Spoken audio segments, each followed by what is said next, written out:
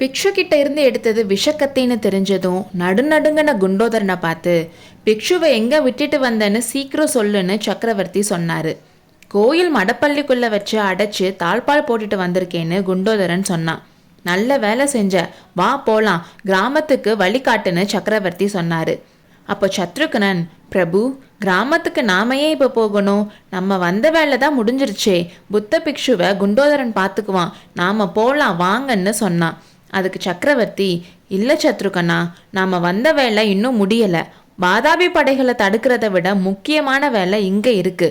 துரோகி துர்விநீதனை சிறை வச்சது பெரிய விஷயம் இல்லை, நாகநந்தியை சிறை பிடிச்சிட்டு போனா இந்த யுத்தத்தில் நமக்கு 3/4 பங்கு வெற்றி கிடைச்ச மாதிரின்னு சொன்னாரு.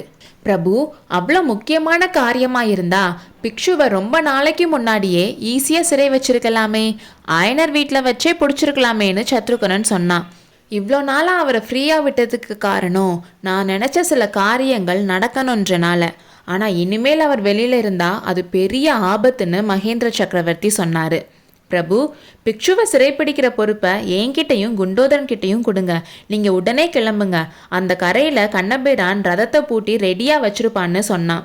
இந்த வேலையை உங்ககிட்ட கொடுக்க முடியாது சத்ருகனா, நானே தான் செய்யணும், குண்டோதரா முன்னாடி போன்னு சொன்னார். அதுக்கு மேலே சத்ருகனன் எதுவும் பேசலை. 3 பேரும் கிட்டத்தட்ட விடிய போகிற டைமில் கோயில் மதிலை தாண்டி குதிச்சு உள்ளே போனாங்க. மடப்பள்ளியோட கதவு வெளியில் பூட்டி இருந்துச்சு. நாகநந்தியை நாம் சிறைப்படுத்தி வச்சிருக்கோன்ற கர்வத்திலேயே கதவை திறந்து உள்ளே போனால் குண்டோதரன். ஆனால் போனதுக்கப்புறம் 3 பேரும் சுற்றி முற்றி பார்த்தாங்க, அங்கே யாருமே இல்லை. மேற்கூரையில் கொஞ்சம் ஓட்டை பிரித்து பிக்ஷு அது வழியாக தப்பிச்சு போயிட்டாரு. நினச்சேன் சத்ருகனா, பிக்ஷுவை சிறைப்பிடிக்கிற வேலையை ஏன் உங்ககிட்ட கொடுக்கலன்னு காரணம் இப்போ தெரியுதான்னு மகேந்திர சக்கரவர்த்தி கேட்டாரு. குண்டோதரா, சக்கரவர்த்தி சொன்னது காதல விழுந்துச்சா? காஞ்சி ஒற்றர் படைக்கு நீ அழிக்க முடியாத அவமானத்தை ஏற்படுத்தி கொடுத்துட்டேன்னு சத்ருகனன் சொன்னான். எஜமானே, அந்த அவமானத்தை இன்னைக்கே அழிச்சிடுறேன், தயவு செஞ்சு உங்ககிட்ட இருக்க கத்தியை கொடுங்க. நாகநந்தி இன்னும் இந்த கிராமத்துல தான் இருக்கணும். நாளைக்கு பொழுது விடியறதுக்குள்ள அவரை கண்டுபிடிச்சு இந்த விஷக்கத்தியை அவர் உடம்புல இறக்கலைன்னா என்னோட நெஞ்சில இதை இறக்கி உயிரை விடுவேன்னு குண்டோதரன் சொன்னான். சத்ருகனன் கத்தியை குண்டோதரன் கிட்ட கொடுக்க போனப்போ மகேந்திர சக்கரவர்த்தி அதை தடுத்தாரு. குண்டோதரா, இந்த மாதிரி சபதமெல்லாம் இனி எடுக்காத. பிக்ஷுவோட உடம்புல இந்த கத்தியை நீ இறக்க முடியாது, அவரோடது வஜ்ரதேகம். அவரை குத்துனா கத்தியோட முனைதான் மழுங்கி போகும். எப்படியோ அவரை நீ காயப்படுத்தினாலும் இந்த கத்தியில் இருக்க விஷம் அவரை கொல்லாதுன்னு சொன்னாரு.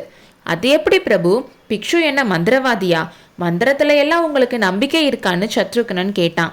மந்திரமும் இல்லை, மாயமும் இல்லை, விஷத்தை விஷம் ஒன்றும் செய்யாதுல்ல. புத்த பிக்ஷுவோட உடம்புல ஓடுறது விஷம் கலந்த ரத்தம். ரொம்ப காலமாக விஷ மூலிகைகளை சாப்பிட்டு உடம்பையே விஷமாக மாற்றி வச்சிருக்காருன்னு சொன்னார். ஐயோ, இது என்ன பயங்கரம்னு சத்ருகனன் சொன்னான். புத்த பிக்ஷுவோட தேக காத்து பட்டதும் பக்கத்தில் இருக்க பாம்பெல்லாம் பயந்து அங்கேயும் இங்கேயும் ஓடும்னு சொன்னார். ஆமாம் பிரபு, நானும் பார்த்துருக்கேன், அதோட காரணம் இப்போதான் புரியுதுன்னு குண்டோதரன் சொன்னான். கெடில நதிக்கரையில் பயங்கரமான பாம்பு குகையை பார்த்தோமே, ஞாபகம் இருக்கா சத்ருகனா? அதை மறக்க முடியுமா பிரபு? அதோட மர்மம் என்னன்னு கண்டுபிடிச்சியான்னு கேட்டாரு. என்ன யோசிச்சாலும் கண்டுபிடிக்க முடியல பிரபுன்னு சொன்னான். நான் சொல்கிறேன், காஞ்சி கோட்டையை பிடிக்க முடியலைனா கோட்டைக்குள்ளே இருக்க தண்ணிலையெல்லாம் விஷத்தை கலந்து விடுறதுக்காகத்தான்னு சொன்னார். என்ன கொடுமை இது! கருணையே வடிவான புத்த பகவானோட பக்தனா இதை செய்கிறது? என்னால் நம்ப முடியலையேன்னு சத்ருகனன் சொன்னான். ஆனால் புத்த பிக்ஷு நிஜமான புத்த பிக்ஷு இல்லையே, காவி துணியை தன்னோட வேலைக்காக யூஸ் பண்ணிக்கிற ரொம்ப ரொம்ப புத்திசாலியான ஒற்றன்லன்னு சொன்னார். அப்பேற்பட்டவனை கொல்லாமல் விடணும்னு சொல்கிறீங்களே, கொல்றதுனால ஒரு யூஸும் இல்லை, சிறைப்பிடிச்சு வச்சோம்னா யுத்தத்தில் ஒரு பெரிய ஆயுதமாக அவரை யூஸ் பண்ணிக்கலாம்னு மகேந்திர சக்கரவர்த்தி சொன்னார். பிரபு, பிக்ஷு யாருன்னு சத்ருகனன் கேட்டான். ஒரு யூகம் இருக்கு, கன்ஃபார்ம் ஆனதும் சொல்கிறேன் சத்ருகனா. நீயும் உன் சிஷ்யனும் பல்லவ ராஜ்யத்துக்காக எவ்வளவோ வேலைகள் செஞ்சுருக்கீங்க, ஆனால் அதெல்லாம் விட ரொம்ப முக்கியமான வேலை உங்களுக்கு இப்போ தரப்போகிறேன். 2 பேரும் நான் சொல்கிறத கவனமாக கேட்டு அதுபடி செஞ்சா காரியம் வெற்றி பெறலாம். என்ன சொல்கிறீங்கன்னு கேட்டார். உங்களோட கட்டளைப்படி எதுவும் தப்பாகாமல் நடந்துக்கிறோம் பிரபுன்னு சத்ருகனன் சொன்னான். சூரியன் உதயமாக போகிற நேரத்தில் மடப்பள்ளி வாசல்ல 3 பேர் உட்காந்து அவங்க செய்ய வேண்டிய வேலைகளை பற்றி மகேந்திர சக்கரவர்த்தி சொல்லிட்டு இருந்தாரு. ஒற்றர்கள் இருவரும் மிக கவனமாக கேட்டுக்கொண்டார்கள். அடுத்த அத்தியாயத்தில் சந்திப்போம்.